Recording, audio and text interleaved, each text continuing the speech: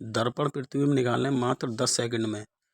इसमें सबसे पहले हमें 11:60 में से घटाना पड़ता है टाइम को, या फिर 12 में से घटाना पड़ता है, या फिर 11 घंटे 59 मिनट 60 सेकंड में से घटाना पड़ता है। कहीं कहीं पर हम 12 को 00 भी लिख सकते हैं, और कहीं कहीं पर हम 00 को 12 भी लिख सकते हैं।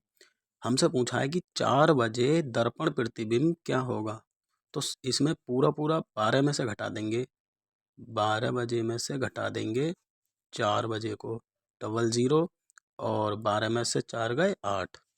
ये होगा दर्पण प्रतिबिंब। इसी तरीके से हमें 9 बजे पूछा है, तो 9 बजे पूरे 12 में से घटा देंगे, क्योंकि इसमें मिनट की कोई ज़रूरत नहीं है। तो 00, 12 में से 9 गए 3। इसी तरीके से अब यहाँ पर हमें दे रखा है 4:20। अब यहाँ पर मिनट की ज़रूरत पड़ेगी, तो यहाँ पर हम घटाएंगे 11:60 में। तो 11:60 में जब घटाएंगे तो 60 में से 20 गए 40। और इसी तरीके से जैसे कि अब 11 में से हम 4 घटाएंगे तो हमारे बचेंगे 7। तो दर्पण प्रतिबिंब होगा हमारा 7:40। 4:20 का 7:40 होगा।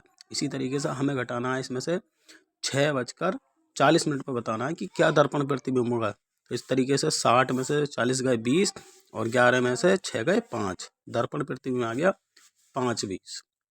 इसी तरीके से हमें 15:40 में से घटाना। अब 15 12 से बड़ी है, तो इसे 23:60 में से घटा देंगे।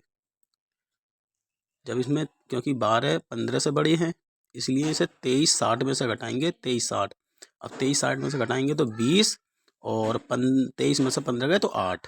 इसी तरीके से 11:40, इसे पूरे 11:60 में से घटा देंगे, क्योंकि 00 12, 00 को 12 मान सकते हैं, तो 00 आया तो हमारा 12:20। दर्पण प्रतिबिंब होगा 11:40 का 12:20। इसी तरीके से हम 12:50 का निकालना है दर्पण प्रतिबिंब, तो इसमें इसे 11:60 में से ही घटाएंगे, क्योंकि 12 को हम 00 लिख सकते हैं। तो 60 में से 50 गए 10, और 11 में से 00 गए तो 11। इसी तरीके से इसमें से घटा दो 11:60 में से, इसमें तो घटाना पड़ेगा। 60 में से 25 गए तो हमारे 35 बचे, और 00 को हम 12 लिख सकते हैं। 14:20 में से घटाना है, 23:60 में से घटा दो, क्योंकि 12 से ज़्यादा है, और इसी में से 11 59 और 60 में से घटा दो, 40 44 और 7।